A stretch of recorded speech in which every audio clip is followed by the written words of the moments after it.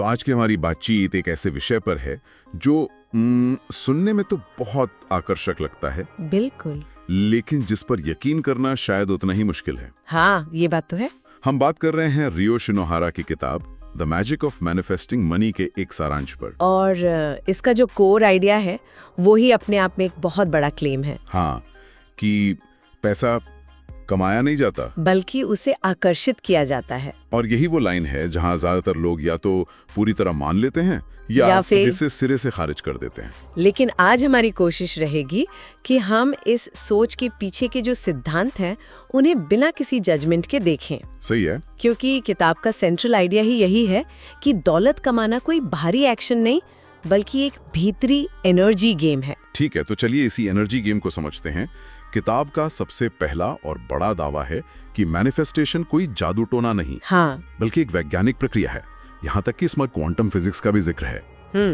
अब ईमानदारी से कहूँ तो जब भी कोई सेल्फ हेल्प किताब क्वांटम फिजिक्स का नाम लेती है तो मेरा स्केप्टिसिज्म थोड़ा, आप जानते हैं, बढ़ जाता है। और ये स्वाभाविक भी है। हाँ, यहाँ ये समझना जरूरी है कि किताब क्वांटम फिजिक्स को एक साइंटिफिक प्रूफ की तरह नहीं देख रही। अच्छा, वो उसे एक मेटाफर की तरह इस्तेमाल कर रही है। एक मेटाफर। हाँ, आइडिया ये है कि जैसे क्वांटम लेवल पर ऑब्जर्वेशन किसी पार्टिकल के बिहेवियर को बदल सकती है, वैसे ही हमारा ध्यान और हमारी भावनाएं हमारी रियलिटी को इन्फ्लुएंस कर सकती हैं। ओके, तो इसे एक फिलोसॉफिकल फ्रेमवर्क की तरह देखना है, न कि एक लैब एक्सपेरिमेंट की तरह। बिल्कुल, ठीक है, ये बात समझ में आती है। तो इस फ्रेमवर्क का सबसे पहला नियम क्या है? पहला नियम है मानसिकता में एक पूरा 180 डिग्री का बदलाव। सारांश में एक बहुत पावरफुल लाइन है, you don't earn money, you attract money. आप पैसे कमाते नहीं, आप पैसे अट्रैक्ट करते हैं। हाँ, इसका मतलब ये है कि ब्रह्मांड में प्रचुरता मतलब अबंडेंस पहले से ही मौजूद है, हवा की तरह। हमें उसे बनाना नहीं है, बस खुद को उसके साथ अलाइन करना है। ये सुनने में तो अच्छा लगता है, लेकिन इसका प्रैक्टिकल मतलब क्या हुआ?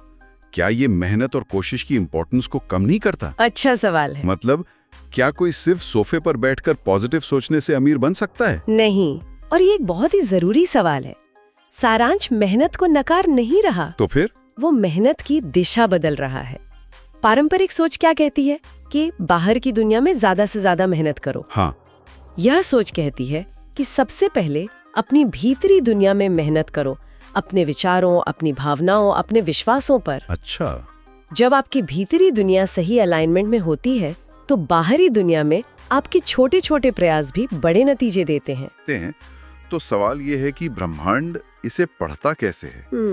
क्या वो हमारे शब्द सुनता है या कुछ और? और यहीं पर दूसरा सिद्धांत आता है, वाइब्रेशनल रेजोनेंस। Vibrational resonance. किताब की एक और की लाइन है, the universe doesn't here your words, it feels your vibration. मतलब ब्रह्मांड आपके शब्द नहीं, आपकी वाइब्रेशन महसूस करता है। बिल्कुल। आप दिन भर कहते रहे मैं अमीर हूँ, लेकिन अगर आप अंदर से कमी, डर या चिंता महसूस कर रहे हैं तो यूनिवर्स आपकी भावना को ही पकड़ेगा, आपके शब्दों को नहीं। तो इसे ऐसे समझ सकते हैं कि अगर मैं रेडियो पर 98.3 FM सुनना चाहता हूँ तो मुझे अपने रेडियो को उसी फ्रीक्वेंसी पर ट्यून करना होगा। परफेक्ट एनालॉजी है। मैं 92.7 FM पर रहकर 98.3 के गाने की उम्मीद तो नहीं कर सकता। बिल्कुल सही।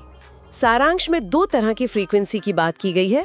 एक है हाई फ्रीक्वेंसी, जैसे कृतज्ञता, प्यार, खुशी, आत्मविश्वास। ओके। जब आप इस फ्रीक्वेंसी पर होते हैं तो आप पैसे, अच्छे अवसर और सही लोगों को अट्रैक्ट करते हैं। और दूसरी है लो फ्रीक्वेंसी, डर, गुस्सा, जलन, शक।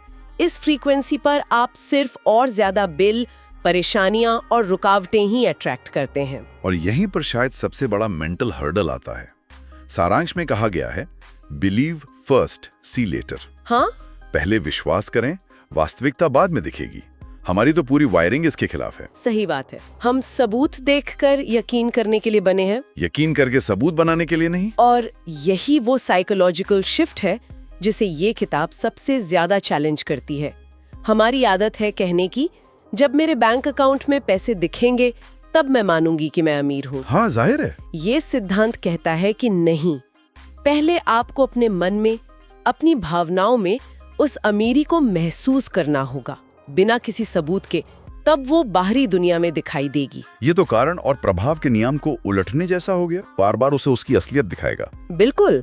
और इसीलिए असली खेल चेतन मन में नहीं, अवचेतन मन में चल रहा है। Subconscious mind. हाँ, सारांश में एक और गहरी बात कही गई है, you don't get what you want, you get what you believe. आपको वो नहीं मिलता जो आप चाहते हैं, बल्कि वो मिलता है जिस पर आप अवचेतन रूप से यकीन करते हैं। और हमारा ये यकीन बनता है बचपन के अनुभवों से, समाज से, परिवार से मिली सीख से। जैसे अगर किसी ने बचपन से सुना है कि पैसा कमाना बहुत मुश्किल है, या पैसे वाले लोग लालची होते हैं, तो उसका सबकॉन्शियस माइंड दौलत को एक खतरे के रूप में देखेगा। बिल्कुल, भले ही कॉन्शियस माइंड उसे कितना भी चाहे। तो फिर इस देहरी कंडीशन को बदला कैसे जाए? अपने सबकॉन्शियस माइंड को रीप्रोग्राम कैसे करें? सारांश इसके लिए 3 मुख्य टूल्स बताता है। पहला है अफर्मेशंस, सकारात्मक वाक्यों को दोहराना। हाँ, लेकिन इसमें एक ट्विस्ट है। सिर्फ money flows to me easily बोलना काफी नहीं है। जब आप ये बोलें तो आपको उसे सच में महसूस करना होगा। अच्छा, भावना के साथ? हाँ, उस आसानी को, उस भाव को अपनी भावनाओं में लाना होगा। बिना भावना के अफर्मेशन एक खाली मंत्र है। Okay, affirmations. लेकिन फिर वही सवाल, अगर कोई आर्थिक तंगी में है तो शीशे के सामने खड़े होकर पैसा मेरी तरफ बह रहा है बोलना थोड़ा अजीब नहीं लगेगा? क्या ये खुद को धोखा देने जैसा नहीं है? लगेगा। शुरू में दिमाग इसका विरोध करेगा। हाँ। और इसीलिए दूसरा टूल आता है, रेपिटिशन, यानी दोहराव। बार बार दोहराना। हाँ, आपका दिमाग शुरुआत में कहेगा ये झूठ है, लेकिन जब आप किसी विचार को बार बार लगातार दोहराते हैं, खास तौर पे सोने से ठीक पहले और उठने के ठीक बाद, जब सबकॉन्शियस माइंड सबसे ज्यादा खुला होता है। एग्जैक्टली, तो धीरे धीरे वो इस नई कहानी को सच मानने लगता है। ये दिमाग के साथ जबरदस्ती नहीं, बल्कि उसे धीरे धीरे एक नई सच्चाई की आदत डलवाना है। और तीसरा तरीका? तीसरा है हिप्नोसिस, जो एक तरह से सबकॉन्शियस रीप्रोग्रामिंग का शॉर्टकट है। मतलब चेतन मन के गेटकीपर को बाईपास करना। हाँ, ताकि नए सकारात्मक विश्वास सीधे अवचेतन मन तक पहुंचे बिना किसी प्रतिरोध के। तो अगर हम अपने सबकॉन्शियस को रीप्रोग्राम कर लेते हैं तो हमारी नेचुरल वाइब्रेशन बदलने लगती है। और यहीं पर कृतज्ञता मतलब ग्रैटिट्यूड का रोल आता है, जिसे सारांश में सबसे शक्तिशाली चाबी कहा गया है। ऐसा क्यों? क्योंकि कृतज्ञता इकलौती ऐसी भावना है जो आपको तुरंत कमी की फ्रीक्वेंसी से निकालकर प्रचुरता की फ्रीक्वेंसी में ले आती है। तुरंत? हाँ, जब आप उन चीजों के लिए शुक्रगुजार होते हैं जो आपके पास पहले से हैं, चाहे वो आपका स्वास्थ्य हो, रिश्ते हो या घर की छत हो, तो आप ब्रह्मांड को एक मजबूत संकेत भेजते हैं कि मेरे पास पहले से ही बहुत कुछ है। बिल्कुल। और आकर्षण का नियम क्या कहता है? Like attracts like. जब आप पर्याप्त होने की ऊर्जा भेजते हैं तो ब्रह्मांड आपको पर्याप्त होने के और कारण देता है। अरे वाह, तो इसका मतलब अच्छा महसूस करना सिर्फ एक फील गुड सलाह नहीं है, ये असल में पैसा अट्रैक्ट करने की एक कॉन्क्रीट स्ट्रैटेजी है। हाँ, मतलब my happiness is a financial asset. ये तो सोचने का पूरा तरीका ही बदल देता है। बिल्कुल, ये एक्शन लेने से पहले की अवस्था है। आपकी भावनात्मक अवस्था ही वो जमीन है जिस पर आपके सभी प्रयास फल देंगे। अगर जमीन बंजर है, यानी आप डर और चिंता में हैं, हाँ, तो आप कितनी भी मेहनत कर लें, नतीजा उम्मीद के मुताबिक नहीं होगा।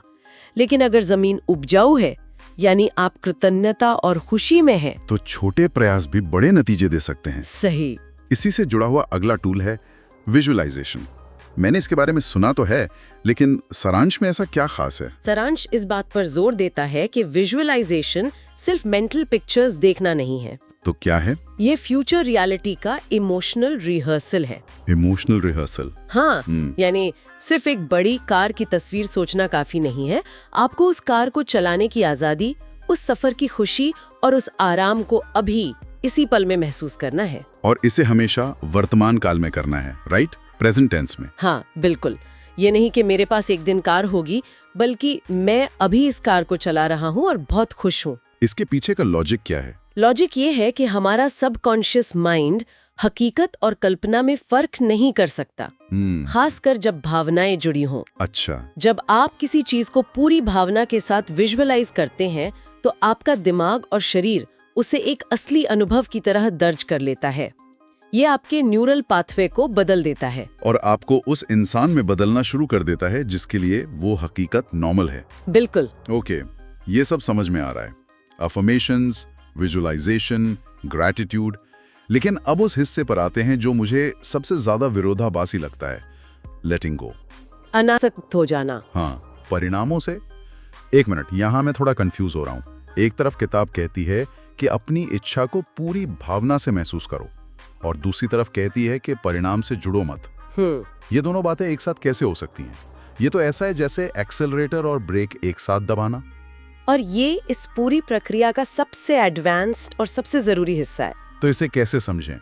इस पैराडॉक्स को ऐसे समझिए, आपका काम है क्या, व्हाट तय करना और उसे महसूस करना। ठीक है। ब्रह्मांड का काम है कैसे, हाउ और कब, व्हेन तय करना। अच्छा।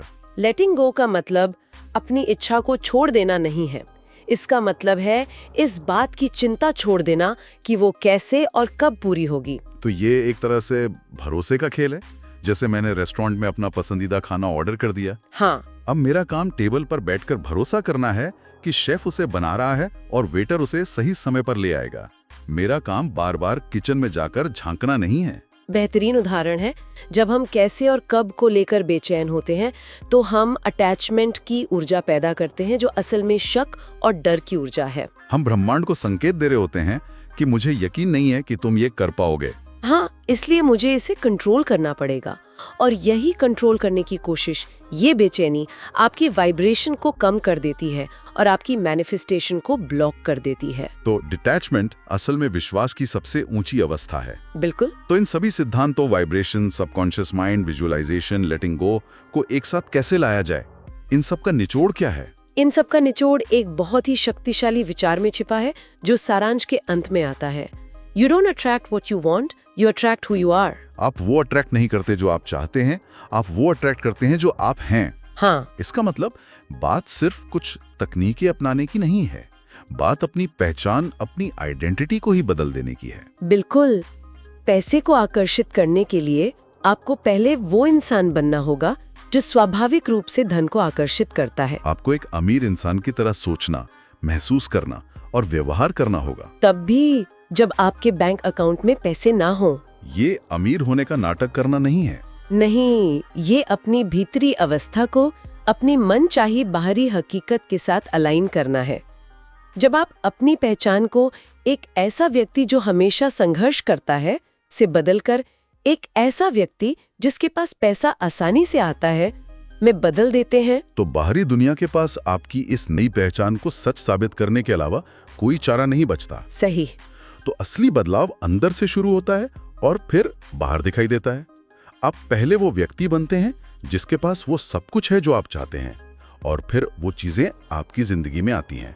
यही इस पूरी फिलॉसफी का सार है। The outer world is a mirror of your inner world. अपनी हकीकत बदलने के लिए शीशे को पोंछने की जरूरत नहीं है, अपनी शक्ल बदलने की जरूरत है। बहुत अच्छे। तो इस पूरी चर्चा को अगर समेटें तो पैसा कमाना एक बाहरी एक्शन से ज्यादा एक भीतरी वाइब्रेशन का खेल है। हाँ। आपके शब्द नहीं, आपकी भावनाएं ज्यादा मायने रखती हैं। आपके चेतन मन की इच्छाओं से ज्यादा आपके अवचेतन मन के विश्वास शक्तिशाली हैं। सही। और अंत में सब कुछ उस इंसान बनने पर निर्भर करता है जो प्रचुरता का प्रतीक हो, जैसा कि रियो शिनोहारा का मुख्य संदेश है। पैसे को मैनिफेस्ट करने के लिए पहले अपनी भीतरी पहचान बदलो। हाँ, और ये स्रोत भले ही पैसे पर केंद्रित हो, लेकिन ये सोचने पर मजबूर करता है कि अगर हमारे विश्वास और हमारी पहचान सच में हमारी हकीकत को इस हद तक आकार दे सकते हैं, तो जीवन के और कौन से क्षेत्रों में इस ब्लूप्रिंट को लागू किया जा सकता है। धन के अलावा अपनी भीतरी पहचान को बदलकर किस तरह के रिश्ते, स्वास्थ्य या रचनात्मकता को आकर्षित किया जा सकता है। ये एक ऐसा सवाल है जो इस चर्चा को पैसे से कहीं आगे ले जाता है। अगर आपको ये वीडियो पसंद आया हो तो इसे लाइक कीजिए, शेयर कीजिए और सब्सक्राइब करना ना भूलिए, क्योंकि हम हर हफ्ते लाते हैं ऐसी किताबों की समरी जो आपकी सोच और जिंदगी दोनों बदल सकते हैं।